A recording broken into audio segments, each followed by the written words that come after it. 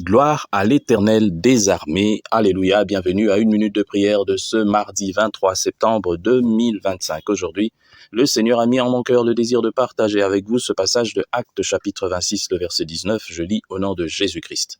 Je n'ai point résisté à la vision céleste. Alléluia. La vision céleste fut la base et le point de départ du service de l'apôtre Paul, n'est-ce pas? Ce rebelle, cet homme violent le plus fort d'entre les ennemis de Dieu, décida de lui obéir dès l'instant où, sur le chemin de Damas, il vit le Seigneur glorifié. Et il obéit jusqu'à la fin avec les résultats que nous connaissons aujourd'hui. Que des chrétiens ne portent pas les fruits de l'esprit. Leur témoignage n'est pas l'effet de l'obéissance à la vision céleste. Ils vivent, ou plutôt végètent sur place, et ils tournent autour d'eux-mêmes, exactement comme les enfants d'Israël tournaient autour de la montagne en murmurant contre l'Éternel et ses serviteurs. Leur fin fut la mort dans les déserts.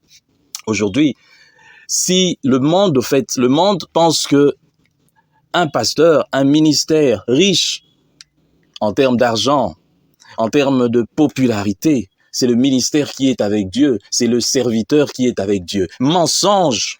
Il y en a beaucoup parmi ceux qui ont des grandes églises, parmi ceux qui sont connus, qui sont des occultistes. Il y en a beaucoup qui n'ont rien du tout à avoir avec l'Esprit de Dieu. Rien, alors je dis. Il y en a beaucoup qui ont fait des alliances avec le démon, avec le diable lui-même, pour avoir du succès, de l'argent. Et il y en a beaucoup d'églises comme ça, des milliers, qui sont dédiées à Satan. Ça veut dire que votre pasteur là, il vous a déjà par procuration vendu, il a vendu vos âmes, parce que vous lui faites confiance. Nous serons surpris de voir, au dernier jour, au jour du jugement, ceux qui seront récompensés de la meilleure façon, c'est ceux qui n'étaient même pas connus. Je suis très convaincu. Ce n'est pas en remplissant des stades, en faisant des choses, je ne sais pas, beaucoup servent le Seigneur pour eux-mêmes. Ou alors ils disent servir Dieu, non.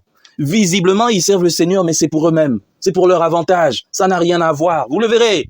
Il est à temps plein. Il n'a aucun autre travail. Mais il est plus riche que son église. Vous irez dans le compte de l'église, vous verrez 5 000, 10 000 dollars. Mais dans son compte à lui-même, il a des millions. Voleurs. Voleurs encore.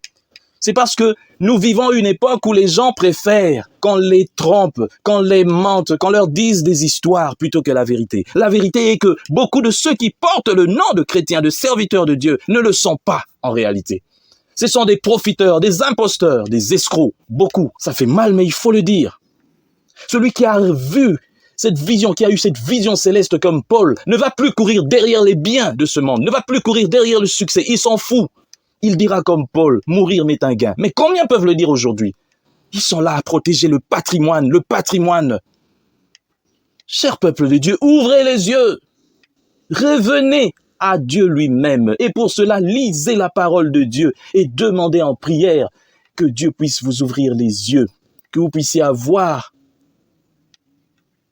l'esprit de discernement.